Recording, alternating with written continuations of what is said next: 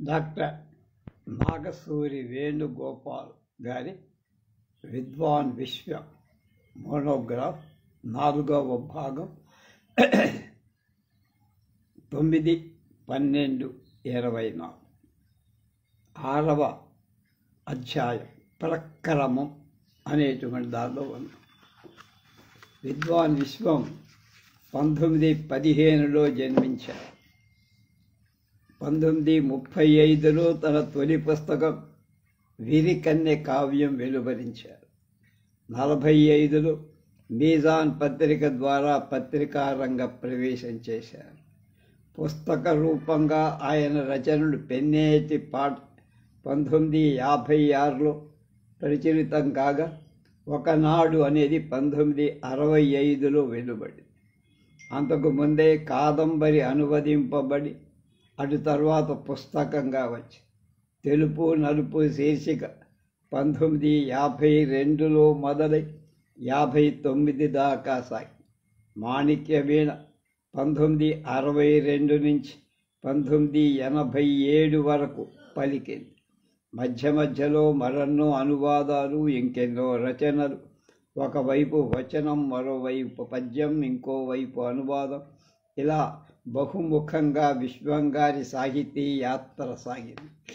ఇప్పుడు పరిశీలిస్తున్న సమీక్ష పుస్తకాన్ని విశ్వం 1940లో ప్రచురించారు. మొదటి పుస్తకాన్ని వీరికన్య కాగా తర్వాత పుస్తకాల పేర్లు ఇలా ఉన్నాయి: ఫ్యాసిజం, లెనిన్, ఏమి చెయ్యటం, పాపం. ఈ 4 పుస్తకాలు అప్పటికే వెలువడినట్లు సమీక్ష పుస్తకం చివరి అట్టపై కనపడుతోంది. బహు చక్కగా రాయబడిన గ్రంథం పత్రికలు బడి అన్న పుస్తకం. ఆ అట్ట మీద పుస్తక ప్రకటనలో ఫాసిజం అని ప్రకటించుకోగా, లెనిన్ పుస్తకంలో సమాజ నిర్మాత లెనిన్ జీవితం ఇందులో సంగ్రహంగా విశదీకరించబడింది అని చెప్పుకొని, ప్రపంచ సమస్య యందు దరిద్రము, నిరుద్యోగము, నిరుపేదతనం, వీటిని పారదోలటానికి ఏం చెయ్యాలో చదివి తెలుసుకోండి అని ఏమి చెయ్యడం అనే పుస్తకం గురించి ప్రకటించుకోగా, ఆదరించేవారు లేక అలమటించు ఒక అభాగ్య జీవితంలోని సంఘటన పాపం అనే పుస్తకం అని చెప్పుకున్నారు. ఈ విషయాలు ప్రస్తావించడం ఎందుకంటే విశ్వంగారి ఆలోచన శైలి, వాదన వైఖరి ఎలా పరిణతి చెందుతూ వచ్చిందో వివరించటానికి. అయితే ఆయన సంస్కృత పాండిత్యం పుష్టిగా అధ్యయనం చేసిన వ్యక్తి అనే విషయం మనం మర్చిపోకూడదు. అనంతపురం నుంచి శ్రీ పప్పూరి రామాచార్య సంపాదకత్వంలో వెలువడే సాధన పత్రికలో వ్రాసిన వ్యాసాల్లో 13ని ఎంపిక చేసి సమీక్ష పేరు 1940 జనవరి 15వ తేదీ అనంతపురం నుంచి నవ్య సాహిత్యమాల సంస్థ తరఫున విశ్వం ప్రకటించి, అప్పటికి వారి నవ్య సాహిత్యమాలకు 2 ఏళ్లు నిండి 3వ ఏట అడుగు పెట్టి ఉంటుంది అని ఆ పుస్తకంలో విశ్వం గారు ప్రకటించుకొని, నవ్య సాహిత్యమాల సంస్థకు సంపాదకులుగా విద్వాన్ విశ్వం, తరిమెల నాగిరెడ్డి. ఈ ప్రచురణలో వింటారు అని ఉపోద్ఘాతంగా కనబడుతున్న వ్యాసం ఇలా సాగింది: విచిత్రంగా ఉంటుంది విశ్వం సంగతి. వివిధ రూపాల్లో విరసిల్లుతున్న దీని తత్వాన్ని తెలుసుకోవటానికి వేల తత్వశాస్త్రాలు అవసరమైనవి, వెలువడుతున్నాయి. అందుకోసమే మహాత్ములందరూ తమ శక్తిని, ఆత్మశక్తిని వెచ్చించి పరిశీలన చేస్తున్నారు. ఏమిటి ప్రపంచం, దీనికి మన జీవితానికి గల సంబంధమేమి? అదో పెద్ద క్వశ్చన్ మార్కులు. వీటికి ఒకరికి ఒక విధమైన రీతిగా సమాధానంగా దొరుకుతుంది. ఒక్కొక్కరి చివరికి ఒకే విధమైన రీతిగా సమాధానాలు అని మొదలవుతుంది. ఈ రచన దీన్ని బట్టి అందులోని అంశాలు సులువుగా పోల్చుకోవచ్చు. కాబట్టి ఈ పుస్తకమంతా సాహిత్య విషయాలుగా భావించకూడదు. సారస్వతం, అనుభవం, మంచి చెడ్డ, విజ్ఞానం, విలాసాలు, సమాధానాలు, నీతులు, ఆనందం, ఎందుకు ఏమి అనే శీర్షికల్లో ఈ 100 పేజీల సమీక్ష పుస్తకం సాగుతుంది. 25 ఏళ్ల వయస్సులో విశ్వం వెలువరించిన ఈ పుస్తకంలోని వ్యాసాలు పరిశీలిస్తే ఆయన సాహిత్య తత్వం, జీవిత లక్ష్యం కొంతవరకు పాశ్చాత్య తాత్విక సిద్ధాంతాలను చెబుతూనే భారతీయ సంప్రదాయ భావనలు సమన్వయించే సహృదయత, ఉదార దృక్పథం ఈ వ్యాసాలు స్పష్టంగా కనపడతాయి. వాటితో పాటు పాండిత్యంతో పాటు స్వీయ అధ్యయనం నుంచి విశ్లేషణ సాగించడం కూడా ద్యోతకమవుతుంది. అంతేకాకుండా తొలి దశలో ఆయన తన వ్యాసాల్లో ఇంగ్లీష్ పదాలను విరివిగా వాడటం కూడా చూడదు. 3 నాళ్ళైంది ముద్ద దొరికి. ఆత్మాభిమానం అంతరంగితలకు కూడా చెప్పనివ్వలేదు. గుక్కు మిక్కు మెనకుండా ప్రతి పూట 4 మైళ్ళు నడిచి యూనివర్సిటీ లైబ్రరీలో కూర్చొని పుస్తకాలు తిరగేస్తూ ఉండేవి. 4వ రోజు కదలటానికి కూడా కొంత ప్రయత్నం కావాల్సి వచ్చి ఎట్లా పోయినాను లైబ్రరీకి. అలా చదువుతుండగానే అక్షరాలన్నీ మాయమై ఒకే నల్ల కాగితంగా కలవు. తల ఎత్తి పక్కన పరిగిస్తే అంతా అంధకారంగా కలవు. ఇంకా చదవటం సాగలేదు. సొక్కుతూ సోలుతూ మెరీనాలోకి వచ్చారు. అంతా కళకళలాడిపోతూ ఉంది. ఆదివారం రేడియో ఆలపిస్తోంది పిచ్చి పిచ్చిగా. కానీ అవేమీ నాకు మనశ్శాంతినివ్వల. అట్లాంటి గభీర పారావారం దాపున పశ్చిమాకాశాన్ని పరికిస్తూ పడిపోయారు. కళ్ళు మూతపడ్డాయి. అప్రయత్నంగా అవ్యక్తవాణి అంటోంది. అది అడవి. అర్ధరాత్రి. ఎయ్యదియు కానరాదు. జత లేరు. మనసున రక్తి లేదు, శక్తియు లేదు. కానీ విశ్రాంతి లేక ఎతడికో ఎందుకో ఏమో ఏగుచుంటి. అంధకారములోనేదో అలవరించుతున్నవాడవు దేనికై సొగసుడయ్య. వెలుతురే లేని చోట నీ వెర్రి పాట ఎవరు వినిపించుకొందురోయి. ఈ అగాధ సముద్రంబు నీడ నుంచి ఎందరు హతాశులై నశించినారు. ఎందరి అభాగ్య జీవుల ఎడదలిందు ముక్కలైపోయి నీళ్లలో ముంగిగలవియో. కాళరాత్రిలో ఏలరా గమన చింత. గమ్యమేలేక ఎచదికేగెదవు తండ్రి. కన్నులే లేని లోకము కానిపించు కొనునటోయి నీ ప్రయాణ ప్రయాసలెల్లా అని తన స్వీయ అనుభవాన్ని సరళమైన రీతిలో పద్యాలుగా వివరించారు విశ్వం. అయితే దానికి ముందు అన్ని వసతులు ఉండి సావాసగాళ్లతో సంబరపడుతున్న సమయంలో పరిస్థితి వేరు అని చెబుతూ దానికి దీనికి పోలిక చేస్తూ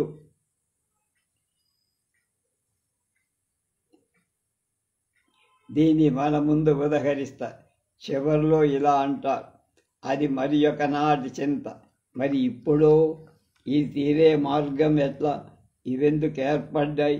ఇందుకోసమే ప్రపంచము, జీవితం, అది ఇది అన్నీ విమర్శించటం.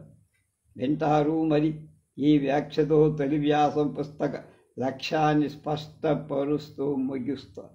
ఈ సమాజ జీవన ప్రతిబింబమే సారస్వతం స్వతంత్రమైంది కానీ మాట వాస్తవమే అంటూ సారస్వతం గురించి తన ఆలోచనల్ని ముందుకు తెస్తాడాయన. విశ్వం 2వ వ్యాసంలో భారతీయ విజ్ఞాన భానుడు వివిధ మయూఖాలను విశ్వమంతా విస్తరింపచేసిన కాలం పోయింది అని కూడా విశ్లేషిస్తారు. గతాన్ని నిరాదరించకుండా ఎంతో గౌరవంతో ఈ వ్యాఖ్య చేసిన తరువాత పరతంత్ర వాతావరణం మనల్ని పూర్తిగా మార్చేసింది. అంతా అనుదిన జీవితం కూడా అన్యానుకరణం కావాల్సి వచ్చింది. అందులో మన సారస్వతంలో కూడా పూరా మార్పు వచ్చింది అని వ్యాఖ్యానిస్తుంది. అదే సమయంలో ఫ్రాన్స్లోని కవులు వారి విప్లవానికి కారకులని, రష్యాలోని రచయిత ప్రతి మనిషి రక్త కణాన్ని నిరంకుశ ప్రభుత్వ విరుద్ధ పరమాణువులతో నింపివేయగలిగారంటూ టాల్స్టాయ్, గోర్కీ వంటి వారి రచనల ద్వారా అంత విప్లవ శక్తి కలిగిందని కూడా వివరిస్తారు. అదే సమయంలో వేదికల మీద ఉపన్యాసాల వల్ల, ధర్మ బోధనల వల్ల కలిగే మార్పు తక్కువ. అవి కేవలం కొందరిని మాత్రమే ఆకర్షించగలవు. అందులో కొంత ఎమోషన్ కలగవచ్చు, కానీ అవి సరిగా అర్థం కావటం కూడా కష్టం అని వెంటనే వాస్తవంలోకి వస్తారు. అవి కథ చదివితే శుభ్రంగా కళ్ళకు కట్టినట్లు మనస్సుకు నాటుతుంది. నాటకమైతే పల్లెలోని పాఠక జనం చక్కగా అర్థం చేసుకోగలుగుతారు. అదే చిత్రం ద్వారా చూపిస్తే పిల్లవాళ్ళు కూడా ఆలోచిస్తారు, ఇదేమిట్రా అని సారస్వత రూపాలన్నిటినీ సూక్ష్మంగా చెబుతారు. అన్నిటికీ ఇంకా రేడియో, సినిమా, టీవీ రాలేదు అప్పటికి, కనుక వాటిని ప్రస్తావించరు. కానీ విశ్వంగారి దృష్టికున్న వైశాల్యం ఇక్కడ సులువుగా మనకి బోధపడు. ప్రతి సారస్వత సేవకుడు రాజకీయవేత్త కన్నా గొప్పవాడే అని కూడా వ్యాఖ్యానిస్తూ సమాజాన్ని మరమ్మత్తు చేయడంలో సిద్ధహస్తులైన రచయితల సహకార సుహృద్భావాలను చూపి దేశ సౌభాగ్యానికి దారి తీయాలని విశదీకరించి సారస్వతం లేకపోతే సంఘమే నిలబడేది అని రెండో వ్యాసాన్ని ముగిస్తారు. చర్చ చేయటానికి చేతకానప్పుడు, పప్పులో కాలు వేసి సమర్థించుకోవలసి వచ్చినప్పుడు నీకు అనుభవం లేదు నాయన అని సామాన్యంగా దబాయించేస్తూ ఉంటారు పెద్దవాళ్ళమనుకునేవారు. అన్నిటికీ అదే పల్లవి. దీనికి అనుపల్లవిగా ప్రాక్టికల్ కాదులే, మీరు చెప్పేదంతా అనడం ఒకటి, చరణాలు మామూలు అంటూ అనుభవం అనే మూడో వ్యాసం మొదలవు. అందులో సరుకులేని పెద్దల పట్ల తిరస్కారం కూడా మృదువుగానే కనపడుతుంది. అదే సమయంలో అనుభవం అంటే ఏమిటి, అది ఎలా వస్తుంది అని కూడా వివరించడానికి ప్రయత్నిస్తాడు విశ్వం. ఈ సందర్భంగా పూర్వకాలపు పురాణాలు మొదలుకొని ఈనాటి శాస్త్రాల వరకు కలయ చూసిన ఏళ్ల తరబడి అనుభవమున్న, అజ్ఞానం ఒక క్షణం ఓపికతో పరిశీలించిన సుజ్ఞానం కలిగిన వాళ్లకు లెక్కలేదని సులభంగా తెలుసుకోవచ్చని ఈ వ్యాసం ఇంప్రాక్టికబుల్, ఇంపాసిబుల్ అనుకోవడం, అనడం అన్యాయం, అక్రమమని మనవి. అవునంటారా, కాదంటారా, ఇంకా పిల్లవాడు అనుభవం లేదులే అంటారు కదూ అని వ్యంగ్యంగా సమాజాన్ని ఎత్తి పొడుస్తూనే తన స్థిర సంకల్పాన్ని ప్రస్ఫుటం చేస్తాడు.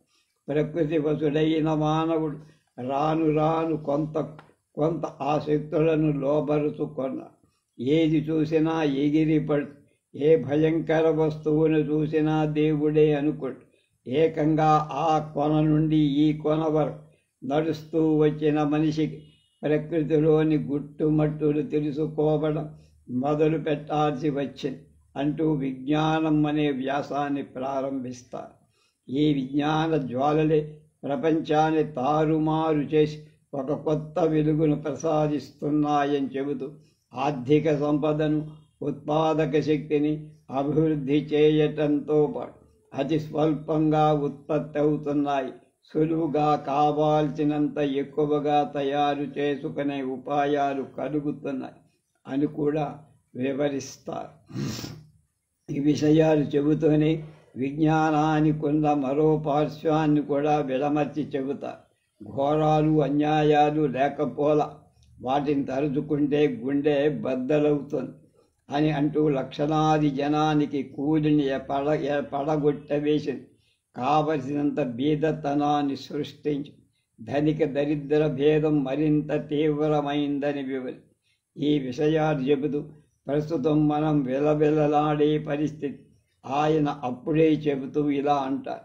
గుట్టలు గుట్టలుగా తయారైపోతున్న వస్తు సముదాయాన్ని అమ్మడం కోసం, వాటికి ముడి సరుకులను సంపాదించడం కోసం మనం వంటి అభాగ్య దేశాలు స్వాధీనం చేసుకోవడం సామ్రాజ్యవాదానికి మరింత బలం కలగటం, అందుకోసం మానవత్వాన్ని విధ్వంసం చేసే మారణ హోమాలు బయలుదేరాయి అని విజ్ఞానానికి ఉన్న వికృత రూపాన్ని మనకు పరిచయం చేస్తారు. ఆయన అయితే తప్పెవరిది? అది విజ్ఞానానిదా, లేక దాన్ని సరిగా వినియోగించుకోని మానవ సమాజానిదా అని కూడా తర్కిస్తారు. అదే సమయంలో పోటీలకు, ఇన్ని తగాదాలకు కారణం ఆ స్వేచ్ఛా వ్యాపార పద్ధతే కానీ మరేం కాదు. అదే విజ్ఞానం అన్ని విధాలా ప్రతి మానవుడికి అందుబాటులో ఉండేట్టు చెయ్యటాన్ని, అందువల్ల ఏ విధమైన తగాదాలు లేకుండా చేసుకునే ఆనందమయమైన భూతల స్వర్గాన్ని నిర్మించుకోవడానికి వీలు లేకుండా పోలేదు. అందుకు తగిన సిద్ధాంతాలకు తక్కువ రాలేదు. అదే ధోరణిలో దారి చూపిస్తున్న దేశాలు లేకపోలేదు. అందుకోసమే ఆత్మార్పణ చేయగల ధీరులకు లోటు లేదు. అయినా ఎప్పటికో అంటే అయినప్పటికే ఆనందం. అప్పుడే అహింస, సత్యం, సుప్రతిష్టలు కాగలం అని విజ్ఞానం అనే వ్యాసాన్ని ముగిస్తూ, విజ్ఞానం యొక్క లక్ష్యం అహింస, సత్యం అని మనకు పరోక్షంగా స్పష్టం చేస్తారు. సమాధానాలు 1, 2, 3 అంటూ 3 వ్యాసాలను విశ్వంగారు కూర్చారు. అందులో తొలి వ్యాసం 2 ప్రశ్నలతో మొదలవుతుంది. రష్యాలోని సోషలిస్టు విధానం మన దేశానికి పనికిరాదు, యువక సంఘాల వల్ల విభేదాలు ఎక్కువైపోతాయి అనే సంశయాలను వరుసగా ఆలోచిస్తామంటూ చర్చ ప్రారంభిస్తుంది ఈ వ్యాసం. అంతకు ముందు ఉన్న 6 వ్యాసాలు ఒకే నేపథ్యాన్ని సిద్ధం చేసిన తర్వాత పాఠకుల్ని తన వాదనలోకి తీసుకువెళ్ళటానికి రచయిత ప్రయత్నిస్తారు. తెలివైన పాఠకుడు ఇక్కడే ఈ వ్యాస మౌలిక లక్ష్యాన్ని సులువుగా గ్రహిస్తారు. ఇది కేవలం రష్యా కోసం, రష్యాలోనే రష్యా నాయకులకు రష్యాకు సరిపడేట్టు సృష్టి చేయబడింది కాదు. ప్రపంచమంతటా వ్యాపించిపోతూ ప్రతి మానవుడి హృదయాన్ని వణికిపోయేట్టు చేస్తూ దరిద్ర, నిరుద్యోగ, భీకర నృత్యాలతో, పరపీడన ఘోరాట్టహాసాలతో దద్దరిల్లిపోతున్న ప్రేమపూరిత హృదయాలు ఏతించిన భావలత ఇది కవిత్వం కాదు, కన్నీరు అని చాలా గట్టిగా వాదిస్తారు విశ్వం. రష్యాలోని పరిస్థితులు మన పరిస్థితులు అందు పొందు ఉన్నవే అంటారు. తిండి తీర్థం లేని వ్యక్తి స్వాతంత్రాన్ని నిరర్ధకం లేదు అంటూ అట్లా చిన్న వ్యాసంలో రష్యా పరిస్థితులు రాయటం సాధ్యం కాదు అని చెబుతూ సోషలిస్టు కమ్యూనిస్టుల రచనలే కాకుండా రోమారోలా, రవీంద్రనాథ్ ఠాగూర్, జవహర్లాల్ నెహ్రూ మొదలైన వారి వ్రాతలు కూడా చదివితే తెలుస్తుందని వివరిస్తారు.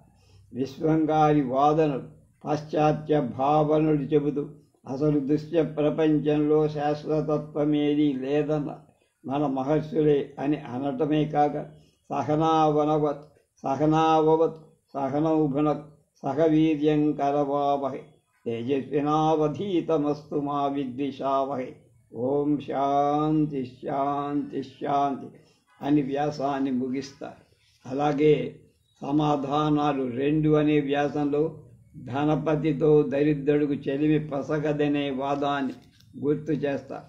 సిద్ధాంతం బోధ పడదనే వాళ్ళకి మిగతా సిద్ధాంతాలు మాత్రం బోధపడ్డాయా అని ప్రశ్న. చివరకు ఏదో మా చేతనైనంత మేము చేస్తాం, లేదా చేసే ప్రయత్నం చేస్తాం.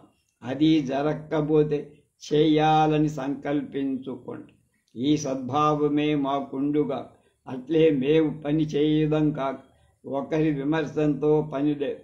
ఎవరి తత్వం దానికదే బయట పడుతుంది అని సమాధానాలు వరుస వ్యాసాలు ముగుస్తాయి.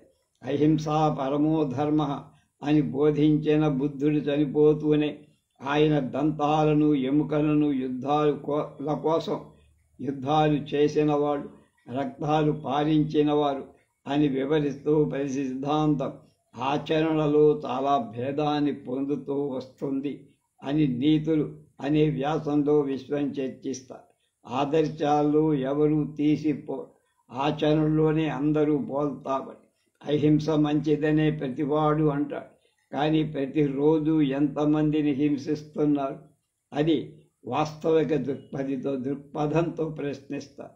మహాత్ముల కోసం కాదు నీతు, మన వంటి వాళ్ళ కోసం, మానవ సమాశాంతి కోసమే ఈ మాటలు కాదు అని నీతులనే వ్యాసాన్ని ముగిస్తారు. ఆనందం సౌఖ్యం వస్తువుల పట్ల కాక మనస్సుల వల్లనే కలుగుతూ ఉంటాయని తత్వవేత్తలంటారని ఆనందం అనే వ్యాసంలో చర్చకు తెస్తారు. జీవిత సందర్భోద్యానాన్ని వెలిగింపజేసే గులాబీ వంటిది ఆనందం. ప్రతివారు దానికోసం తంటారు పడుతూ ఉంటారు, కానీ అందుకోలేకుండా ఉండరు. ఈ ఆనందం కోసమే అంత విజ్ఞానం, ఈ సంసారం, ఆనందం లేని జీవితం అంధప్రాయం, నరకం మేలు ఇంతకన్నా అని వివరిస్తారు. కానీ నా మనస్సేమో ఆవేదనే పడుతోంది, కానీ ఆనందించటం లేదు ఎందుకో అంటూ వ్యాసాన్ని ముగిస్తారు. తర్వాతి వ్యాసం ఎందుకు అని మొదలవుతుంది. ఇందులో ఈ సమాజంలోని నీచత్వం, ఘోరాలు మొదలైన వాటిని ఉదాహరణతో వివరిస్తారు. కానీ వీటన్నిటినీ మార్చడానికి వీలుందని, సంఘాన్ని పునర్నిర్మాణం చేయటానికి చేతనవు అని అందుకు నడుం కట్టి ప్రస్తుత సంఘాన్ని విమర్శిస్తే కనులెర్రవుతాయని, వాళ్ళకి ఈ సేవాపరాయణులే అతన్ని ద్వేషిస్తారు, సంఘం విలేస్తుంది, స్నేహితులు అపహాస్యం చేస్తారు. అయితే మాత్రం అతని ప్రయత్నం మానుకుంటాడా? ఎన్నటికీ మానుకోరు.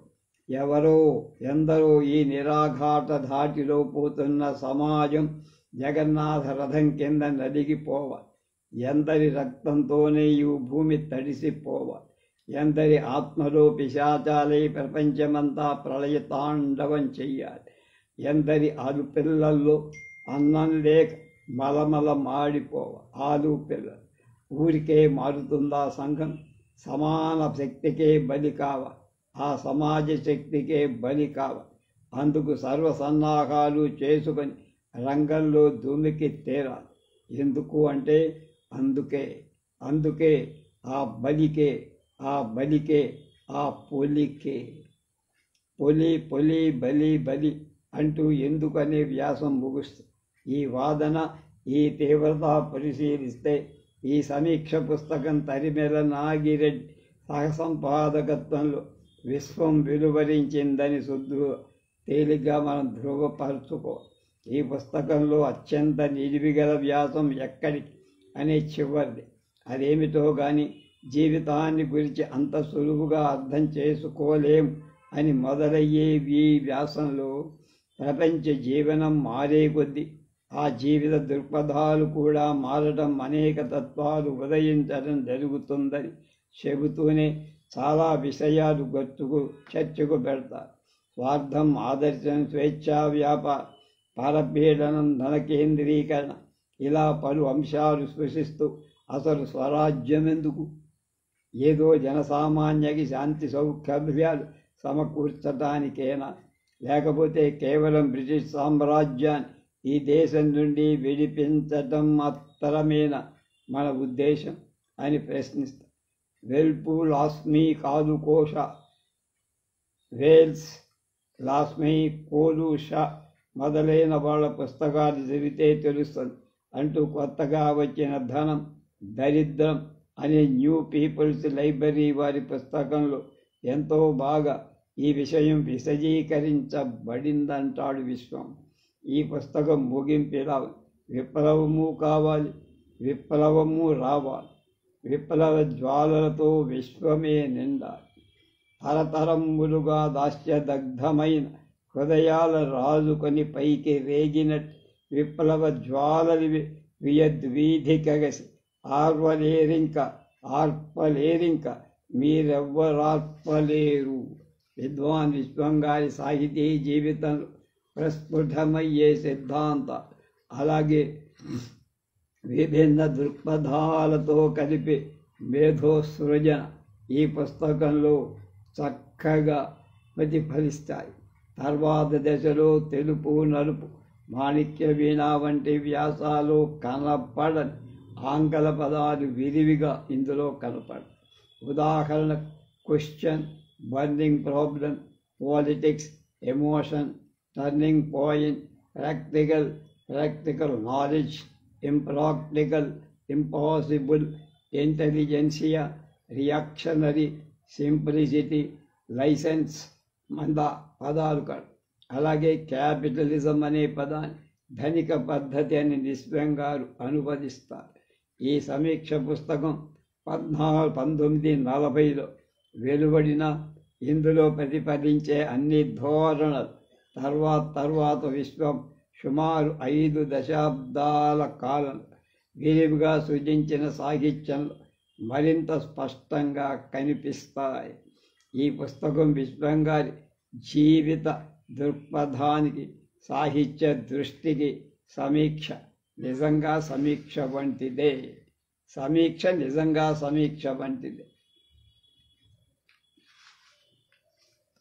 7వ అధ్యాయం ప్రేమించేను. ఇది నవల పేరు. రచయిత విద్వాన్ విశ్వం.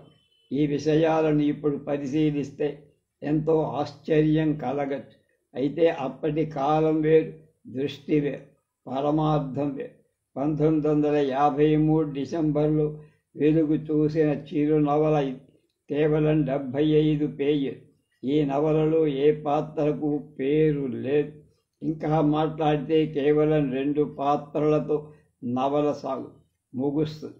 కానీ మరో రకంగా చూస్తే ఒక సామాజిక అంశానికి సంబంధించిన అన్ని పార్శ్వాలను చర్చించే, ఒక తాత్విక విశ్లేషణ నిర్వర్తించే పనిని ఈ నవల దిగ్విజయంగా సాధిస్తుంది. ఆదర్శ మండలి ద్వారా ప్రచురింపబడిన ఈ నవల ఒకే ఒక ప్రచురణ వెలువడిన అప్పట్లో ఆ తరం యువతను ఉర్రూతలూగించింది.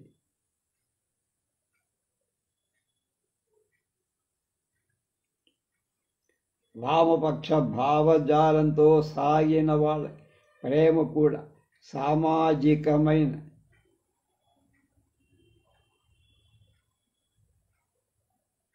కార్యాచరణకు వేదిక కావాలని విస్పష్ట దృక్పథంతో ఈ నవల పురుడు పోసుకొని ధనవంతుల యువతి, పేదవాడైన యువకుడు మధ్య ప్రేమ అంటే తెలుగులో విశృంఖలంగా వచ్చిన ఒక తరం నవలల కథావస్తువుకు పోలిక కనబడచ్చు. అయితే ఈ నవల పరంపర రావటానికి 1 దశాబ్దం ముందు విశ్వం గారి ప్రేమించేను నవల రూపుదిద్దుకొని అంశము, నవల పేరు ఎంతో ఆకర్షణీయంగా ఉన్న అందులో నడిచింది, చర్చించింది యువతకు ఎంతో అవసరమైన సామాజిక దృష్టి గురించి.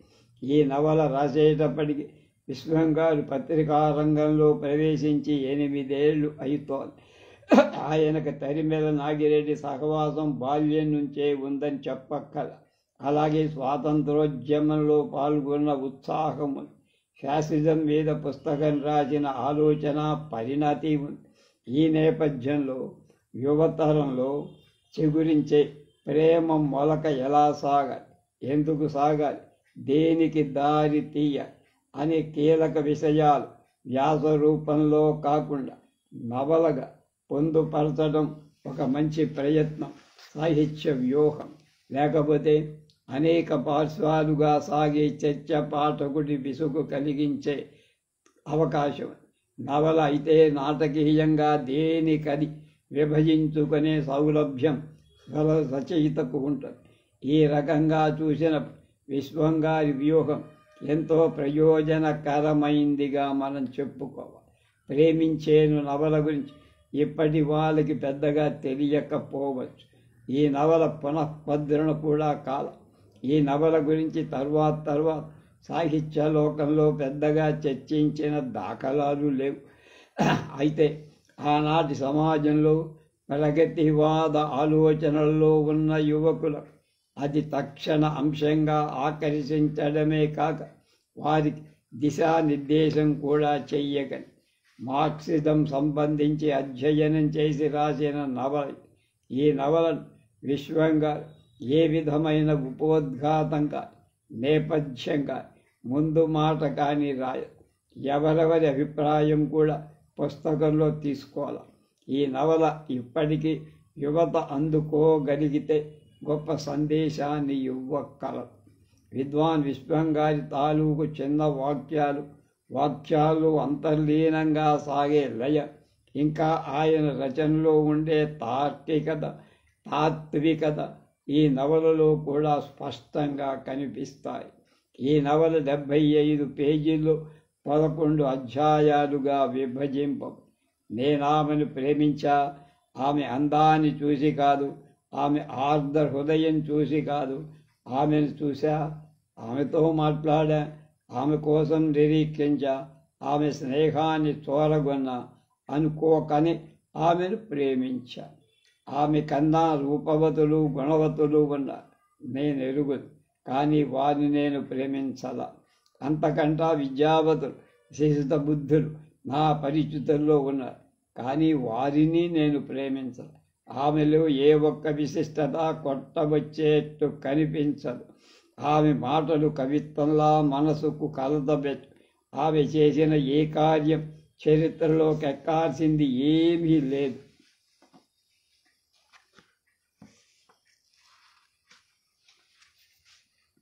ఆమె గొప్ప కావ్యాలు రాయల, గొప్ప చిత్రాలు చిత్రించల, గొప్ప నటీమటీ కాలేదు, కనీసం పాట కూడా పాడలేదు. ఆమె చాలా మంచి మనిషి, కానీ ఆమెను ప్రేమించి ఆమె వద్ద నా అంశం దాచలేకను పోయాను. అంత మాత్రంతో బిక్కిరైపోయి ఆమె ముఖం తప్పించను లేదు, కొంపలంటుకున్నట్టు గుండెలు బాదుకోను లేదు. అది సహజంగా, అది విచారంగా క్షమించమన్నట్టు చూసి ఆమె తిరస్కారంతో నాకు ఆమెపై కోపము రాదు, విసుగు కలగల. ఆమె కన్నా తేలిగ్గా చూడల, తప్పించుకొని పారిపోనూ లేదు. మాలో ఒకరిపై ఒకరికి ఉన్న గౌరవ ఆదరాలు ఆవగింజంత వాసి కూడా తగ్గల. కానీ ఏదో ఒక కంచుగోడ మా ఇద్దరి హృదయాల నడుమ ఆకాశం ఎత్తున లేచి నిల్చున్నదని అప్పుడే ఇద్దరం గ్రహించాం. అది మమ్మల్ని వేరుపరచలేదు, ప్రేమికులుగా మాత్రమే అది వేరు చెయ్యగలి. అది కూడా తాత్కాలికమో శాశ్వతమో చెప్పలేదు. ఏనాడు ఆ కంచు గోడ ఉల్లి పొరలా తేలిపోవచ్చు, చైనా గోడలా నిలిచిపోవచ్చు. ఎప్పటి మాటో ఎందుకు, ఇప్పటికి మట్టుకు నాలో భరించలేని ఒక యాతన బొగ్గుమని మండుతోంది. ఆ మంటలార్పగల మనిషి ఆమె ఒక్కటి. నాకా శక్తి ఇంకా లేదు. ఈ గుండె బరువును మోయలేక మీ ముందు నా సమగ్ర కథనం వినిపించాలని కూర్చున్నాను. రచనా పాఠవము, రసనా వైదగ్ధ్యము వెలువరించే ప్రయత్నం ఇందులో ఇసుమంత కూడా లేదు. నా హృదయ కుహరంలోని చీకటి మూలల్లో తల విరియబోసుకొని నాట్యం చేస్తున్న విషాద పిశాచిని చూపించడం కోసమే ఈ తపనాశ్రమ. అందుతో పాటు నా ఆత్మ విమర్శనం కూడా కొంత జరిగి తీరుతుందనే ఆశ. తద్వారా నా వేదనలోని అంతరాంతరాలలో ఏ విధమైన కాలుష్యమిన్నా కనిపించవు. అప్పుడు దాన్ని క్షాళితం చేసుకోగలుగుతానేమో అనే ఆశ. 75 పేజీల నవలలో 2.5 పుటలు ఆక్రమించిన తొలి అధ్యాయమే. విద్వాన్ విశ్వంగారి శైలి, వ్యక్తీకరణతో పాటు ఏ ఉద్దేశంతో ఈ నవల సాగుతుందో కూడా రచయిత పరోక్షంగా అందులో తెలియచేస్తారు. 1953లో వెలువడిన రచన కనుక ఇందులో విశ్వంగారి నలుపు తెలుపు శీర్షికలతో ద్యోతకమయ్యే భాష కనపడుతుంది. లెనిన్, బెర్నార్డ్ షా వంటి వాళ్ళ ఆంగ్ల సూక్తులు కూడా ఇందులో దర్శనమిస్తాయి. అంతేకాక 2 చోట్ల ప్రియురాలి మీద రాసిన 2 పద్యాలు కనపడతాయి. అక్కడక్కడ శ్రీశ్రీ కవిత్వ పాదాలు కనపడతాయి. అంతేకాదు ప్యారడీ ప్రయత్నం కూడా విశ్వం చేశారు.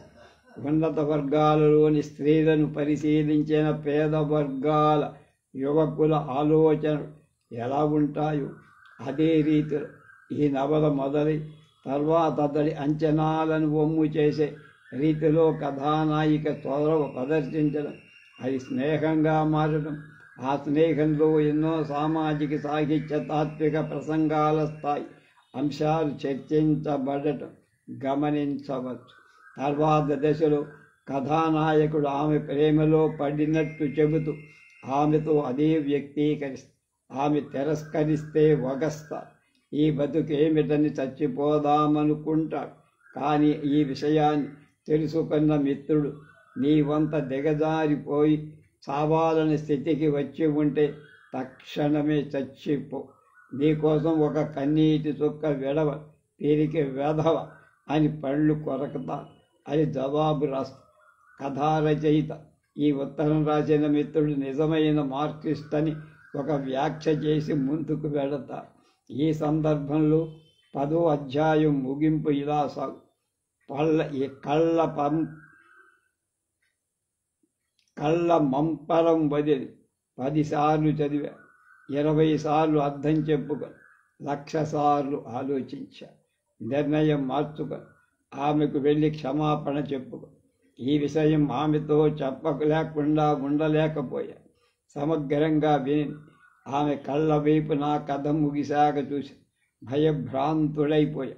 నేను చచ్చిపోయి ఉంటే ఆమె ముఖం ఇంకా ఎలా అయిపోయేదు అని ఊహించుకోలేను.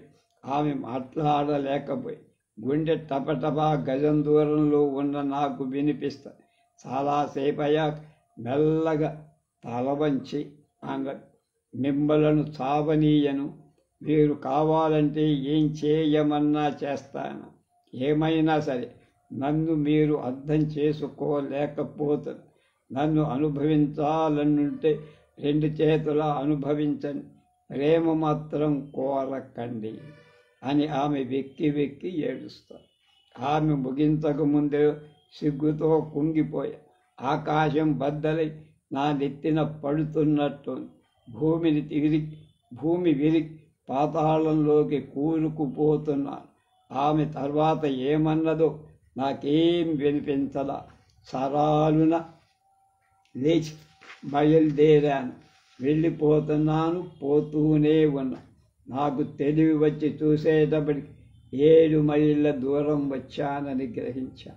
నన్ను వదిలి వెళ్ళకండి, నేను బ్రతకలేను అని ఆమె నేను వస్తుండగా అరిచి చెప్పిన మాటలు చెవుల్లో గింగిరుమన్నట్టు అప్పుడప్పుడే తెలుసుకోగలిగా.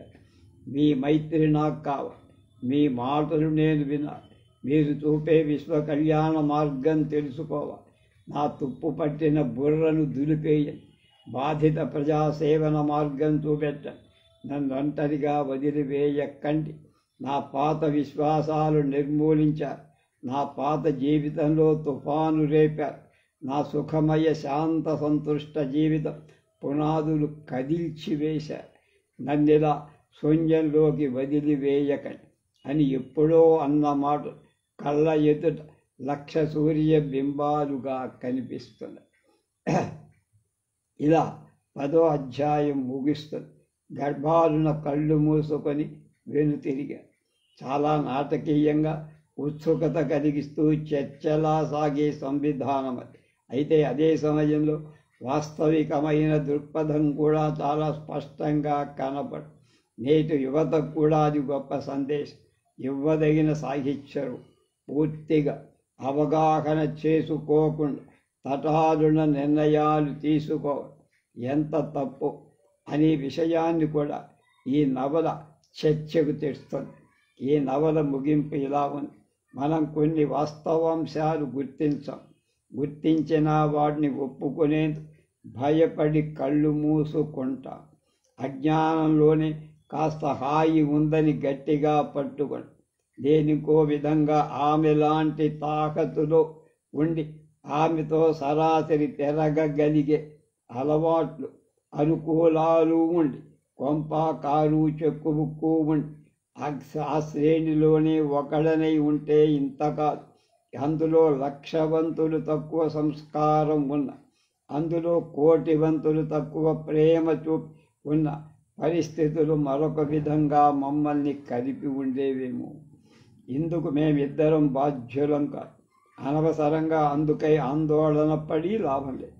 జీవితాన్ని పాడు చేసుకొని పాముకోగలంది ఏమీ లేదు. అలాని నేను దెబ్బతిన్న గుండెకు కట్టుకట్టి గాయపడనే లేదని దంబాలు పలకటం వల్ల కూడా వచ్చే గొప్పదనం నాకేం కాదు. దాన్ని మాన్పకోవాల్సిన అవసరములే, దానికై విలపించాల్సిన పనిలే. అదొక తప్పింపరాని సత్యం అనుకొని చేతనైనంతలో బతికి ఉన్నంతకాలం తిరిగి నా పాత జీవితం గడపాలి. బాధితులను చూసి కన్నీరు విడవాలి, వాళ్ళకి చేయూతనివ్వాలి, వారి గుండెకు నీళ్లు తట్టాలి. తద్వారా నా గుండె నిబ్బరం నిలబెట్టుకోవాలి. ఆమెపై ఈనాటికి నాకేమాత్రం ద్వేషం కానీ అసహ్యం కానీ లేదు. ఆమెను ప్రేమించా. ఆమె మంచి మనిషి, ఆమె గొప్ప మనిషి. ఆమెను ప్రేమిస్తాను. ఆమెకు నా మైత్రి కావాలి, నా ఆలోచనలు కావాలి, నా అనురాగం కూడా కావాలి. నేను కూడా ఒక రూపంలో కావాలి. ఆమె హృదయంలో ఏదో ఒక మూలనైనా సరే నేను వెళ్ళిపోతే శూన్యమవుతుంది, మనసు చీకటి పడుతుంది.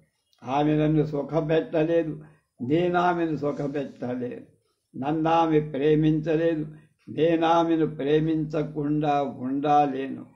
కానీ నన్ను ఆమె వెళ్ళిపోమనలేదు, వెళ్ళిపోతే ఓర్చుకోలేదు కూడా. నేను వెళ్ళిపోగలను, కానీ వెళ్ళను. తిరిగి ఆమెను చూస్తా, మాట్లాడతా, ఆమెకు నూతన దృక్పథం కలిగించేందుకు ప్రయత్నిస్తా. అందులోనైనా మేమిద్దరం కలిసి ఆనందించగలం ఏమో. అలా ముగిసిన నవల ప్రేమ అనేది వైయక్తిక స్థాయిని దాటి సామాజిక స్థాయికి వెళ్ళి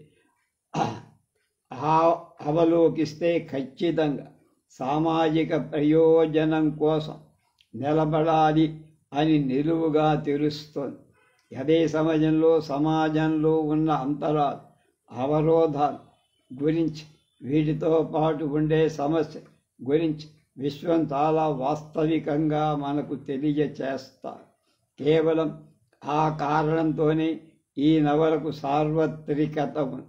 ఇంకో రకంగా చెప్పాలంటే ప్రేమించామని తిరస్కరించారని చెబుతూ చంపాలను, చావాలను ప్రయత్నించే వాళ్ళకి ఇటువంటి గొప్ప నవల గొప్పగా కళ్ళు తెరిపించగ. ఎప్పుడో సుమారుగా ఇదే కాలంలో అనుకుంటా ఆంధ్రప్రభ సచిత్ర వారపత్రికలో, లేకపోతే ఆదివారం సాహితీ గవాక్షం, రంధి సోమరాజు అనే ఆయన మనం మిగిలేం అనేటువంటి ఒక చిన్న నవలిక రాశారు. ధారావాహికంగా వచ్చింది. అది మేము ఇంటిల్లిపాది చదువుతూ మహా ఆనందించాం, కన్నీరు కార్చాం. అలా ఎందుకో ఒకసారి ఇది జ్ఞాపకం వస్తుంది చదువుతుంటే. ఇక నవలా రచనలో కొన్ని అంశాలు పరిశీలించవచ్చు. విలాసాలతో, వినోదాలతో కాలక్షేపం చేయటమే తమ చాతురితో మగ పురుగుల మనస్సులను గిలిగింతలు పెట్టడమే జీవిత పరమావధిగా భావించుకునే వారంటే నాకు అసహ్యం. తీయగా నవ్వడం, శ్రావ్యంగా మాట్లాడడం, కమ్మగా పలకరించడం, అవసరం ముట్టిపడుతున్నట్టు కళ్ళు విప్పటం నేర్చుకుంటా. వీని లోతుల్లో ఏదో కృత్రిమత, శుష్కత్వం తొంగి చూస్తూనే ఉంటుంది. ఆస్కార్ వైల్డ్ అన్నట్టు కళలపై కాదు, కళాకారులపైన వీళ్ళకి అభిమానం. తమపై ప్రేమతో ఏ యువకుడో పడి దావడం చూసి వీరు గర్విస్తారు. కానీ ఎవరి కోసము తాము చచ్చేందుకు ఒప్పుకోరు. పై వర్గంపై అసూయ కాదు, ద్వేషం కలగ. ఆ అసంతృప్తి నిరాశకు దారి తీయసేది కాక మరింత తీవ్ర భావంగా మారి కార్యప్రేరేపకతమయ్యేట్లుగా చేయాలని కలలు కన్నారు. పిరికి పంద శాంతివాది కాడు. అశాంతి కోసమే శాంతిని చెడగొట్టేవాడు విప్లవకారి కాడు. మళ్ళా పిరికి పంద శాంతివాది కాడు. అశాంతి కోసమే శాంతిని చెడగొట్టేవాడు విప్లవకారి కాడు. శాంతి కళలకు పరమావధి కాదు. అలాగే వట్టి ఆవేశం, ఉద్రిక్తత కూడా కాదు. రెంటినీ కలిపి కుచ్చిన క్రియారూపక ప్రేరక నిశ్చితజ్ఞత కళలకు ఆశయం. మన శాస్త్రీయ విజ్ఞానం మన తాత్విక ఆలోచనలను, జీవన దృక్పథాలను అదొక శాఖగా, ఇదొక నమ్మకంగా ఉన్నంతదాకా మనిషి ఆలోచన సక్రమం కాలేదు. ఇలాంటి శాస్త్రీయ దృక్పథం కావాలి. ఒకే రాత్రిలో కాంగ్రెస్ రాజ్యం రాగానే 5వ జార్జి పటాల ఫ్రేములోని గాంధీ నెహ్రూ బొమ్మలు కొత్త ములుకులు కుట్టించారు. నీడలలో పొట్లాటం మూర్ఖము, అజ్ఞానము అవుతుంది. మండుతున్న కొరివిలా కాక వెలుగుతున్న దివ్యల గుండెను మార్చుకునేందుకై ప్రయత్నించారు. ఆకలి, వలపు చాలా బలీయమైన తృష్ణ, అవి సహజ వాంఛ. ఆకలి, వలపు వాటిని తీర్చుకోవాలి లేదా తీరక ఏడవాలి. అంతేగాని వాడిని మరో రూపంలో మరో కార్యమర్మజ్ఞతతో తీర్చుకోలేం. కేవలం ఆధ్యాత్మికము కాదు, శారీరకము కాదు, రెంటింటి కలయిక. ఆమె శ్రేణికి చిట్ట చివరి కొమ్మపైన ఉంది, నేను అట్టడుగున ఉన్నా. ఒక వర్గమే కావచ్చు, కానీ ఎంత తారతమ్యం ఉంది. ఇటువంటి అంశాల్లో విశ్వంగారి శైలి అంటే గాంభీర్యం, తూగు, తార్కికత, తాత్వికత, సహృదయత చాలా బలంగా కనపడతాయి. రేపు పెన్నేటి పాట విశ్వంగారి ప్రసిద్ధ రచన పెన్నేటి పాట గురించి తెలుసుకుందాం.